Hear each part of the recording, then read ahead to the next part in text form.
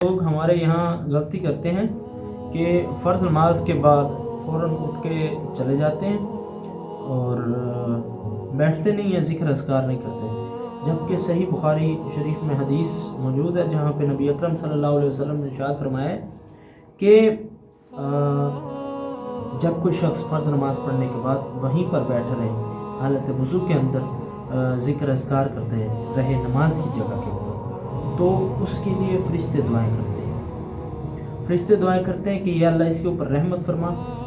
یا اللہ اس کی بخشش فرما، بخشش اور رحمت کی دعائیں مانگتے ہیں اللہ کے مقرب فرشتے۔ سبحان اللہ، یہ احساس جب ہمارے اندر پیدا ہو جائے کہ اللہ کے فرشتے، اللہ کے مقرب نیک فرشتے وہ ہم جیسے گناہ گاروں کے لیے بھی بیٹھ جاتے ہیں اور ان کے لیے دعائیں مانگتے ہیں، اگر ہم if we follow the hadith of Prophet محمد صلی اللہ علیہ وسلم، اگر ہم اس حدیث کو فالو کرتے ہیں، ہم وہاں پر اپنی نماز کی جگہ پہ بیٹھے رہتے ہیں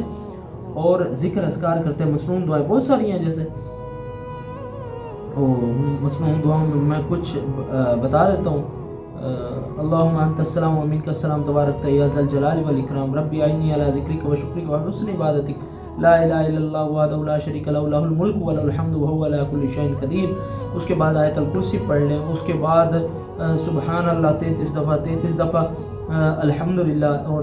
33 دفعہ اللہ اکبر، اس کے بعد لا الہ الا اللہ وحدہ لا شریک لہ، لہ الملک و لہ الحمد وہو علی کل شیء قدیر۔ اس کے بعد آپ مختلف اذکار آپ استغفار کر سکتے ہیں، مختلف بہت سارے اذکار ہیں۔ پھر صبح کی نماز کے بعد اذکار بڑھ جاتے ہیں، اللہم اجرنا من النار کی یہ جو 7 بار ہیں، تو یہ بہت سارے اذکار ہو جاتے ہیں۔ اگر ہم بیٹھے رہتے ہیں، گناہ گار تو ہم بہت زیادہ ہیں، اگر ہم بیٹھے رہتے ہیں اور بیٹھ کر اللہ کا ذکر کرتے رہتے ہیں تو ہمیں جو اجر ملنا ہے وہ علیحدہ ہے، اور جو اللہ کے فرشتے ہمارے لیے دعا کر رہے ہیں وہ ایک الگ سے نعمت ہے۔ تو کیا خیال ہے اس بات؟